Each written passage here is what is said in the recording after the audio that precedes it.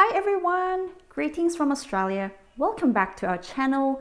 My name is Ruth and I am an Australian immigration law practitioner here in Australia.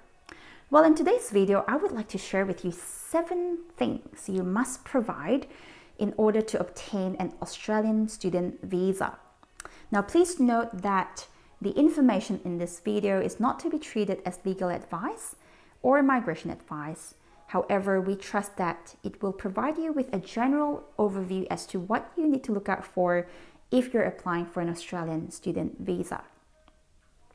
Well, let's get started, shall we? So what are the 7 things you must provide in order to obtain an Australian student visa?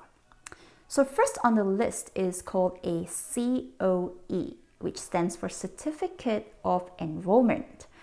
So basically, the Certificate of Enrollment is issued by an approved education provider in Australia, and usually you get that once you've paid for like a deposit for the first term of education. Now, in some cases, a letter of offer may suffice as well in order for you to actually apply for a student visa. But one thing to note is in Australia, we have a lot of different education providers. Some of the education providers may not necessarily be immigration approved. So for that reason, you want to make sure that you are going through someone who is approved by the Australian immigration for a student visa.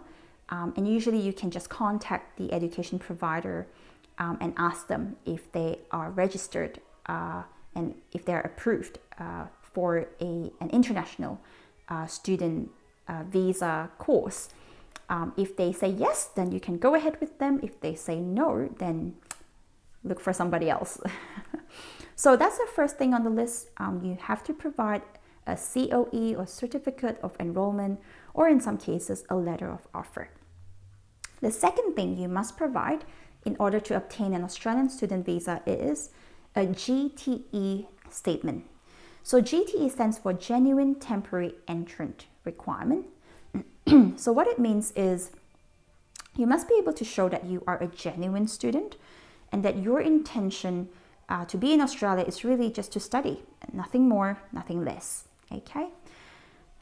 Usually you will need to address a couple of different scenarios, such as why is your course not offered at home, or if the course is offered back home in your home country, then why do you choose Australia? Why is it better here? What advantage does it give you? Does an Australian degree, will it give you better opportunity if you were to go back home to your home country? Now, I would say in most cases, yes, because Australia has got such amazing university education. And so even for myself, for example, when I finished my law degree, this is a long time ago now, but I was immediately offered a really good job back in my home country, but I didn't take it because there were other plans, other things that fell into place, and I eventually, became an Australian citizen after a long process of migration. So I know how you feel. But yes, it is important that you show that you are a genuine student. So for example, you see, the purpose of student visa is for you to come and study. So if your intention is to work in Australia, there's a conflict then between your intention and also the purpose of the visa. So for that reason, you just have to be fairly careful when you apply for the visa, and make sure that you are a genuine student if you are looking at the student visa option. Also in choosing the right course, that's really, really important in satisfying the GTE, the Genuine Temporary Entrant Requirement. For example, I had a phone call once from a client from overseas. He's a qualified doctor, and what happened was he had met an agent, I believe it was an education agent back in his home country, and the agent had enrolled him into a course, and the course was like I think it was something about beauty, like nail painting and haircut and all that. So nothing wrong with that, because we all need to look beautiful, we all need haircuts.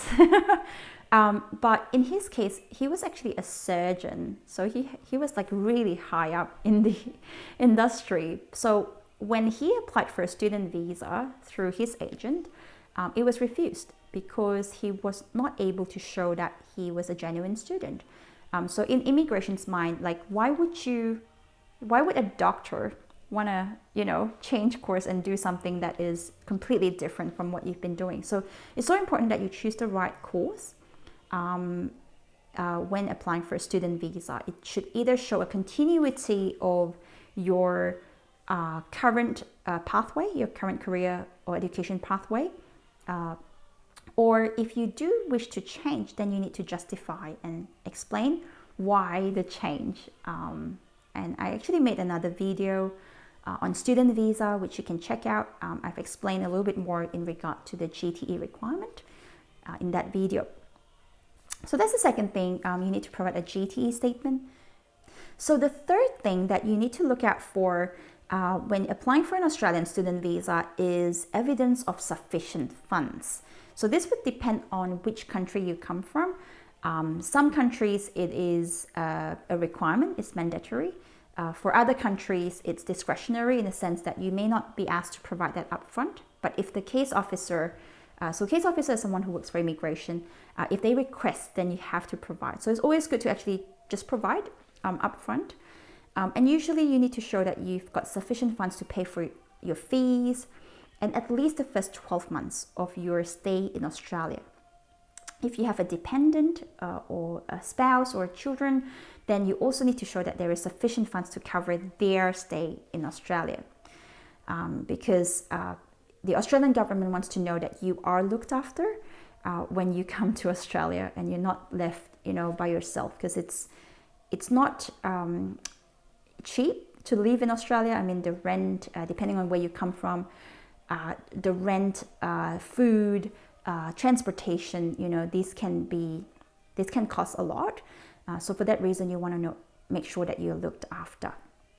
So this can be shown through bank statements, through your personal bank statements, and if you are unable to show sufficient funds via your personal statements, personal funds, then in some cases you can also ask a family member who might be able to support you, whether if they've got sufficient funds or if they work and earn up to a certain salary a year. So there's specific numbers that you have to meet.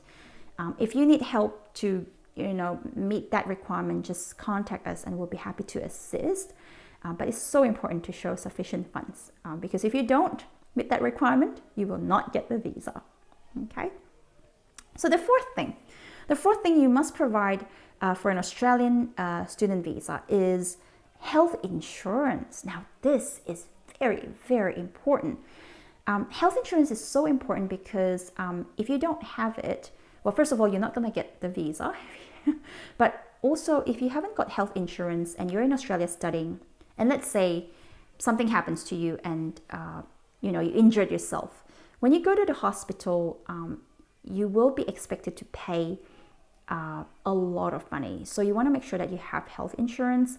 And I think the Australian government has mandated this requirement so that they know that you're looked after. So health insurance is really, really important. And make sure that your provider is Australian approved as well.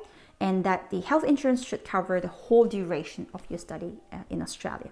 Okay, it's not cheap, but it's necessary. The fifth requirement, the fifth thing you must provide to obtain an Australian student visa is your identity document. So ID is so important. In some cases, certain countries, you'll be requested to go for biometrics. So that means you have to go through a certain office, and then they take a photo of you and a fingerprint to just make sure that you are the person on the passport. So that's really important because, in the past, there must have been cases where fraudulent applicants applied and, they use somebody else's passport. So it's pretty scary when, when your identity is stolen. So it's so important to provide, your ID.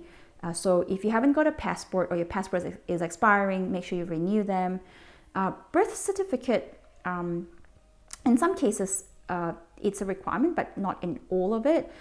it is important to have a birth certificate, and I know it's not easy because in some countries, an applicant might have been born in a village, for example, and so you never really registered your birth certificate. But as much as possible, if there's a family book or any type of document to show that you actually were born into that family, those will be really important, especially when you get to Australia, when you go ahead and start to register with the government, or you work, or whatever you do. It's really, really important to have your documents up front. Okay, so ID is important. So the sixth thing that you must provide in order to obtain an Australian student visa is you must meet the English requirement. So in some cases you are required to sit for an English test. In some cases you can be exempted, but just make sure you check the English requirement and that you have fulfilled it, because if you haven't, your visa will be refused. Okay, so just make sure you meet the English requirement. And finally, the seventh thing you must provide for an Australian student visa is any other documents which shows your previous qualification.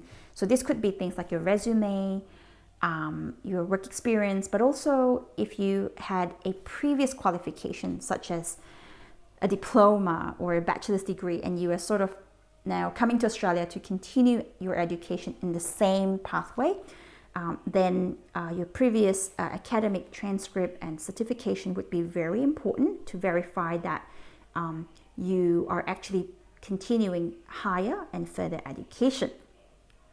So I hope that today's video will provide you with a brief overview as to what to look out for if you are applying for a student visa.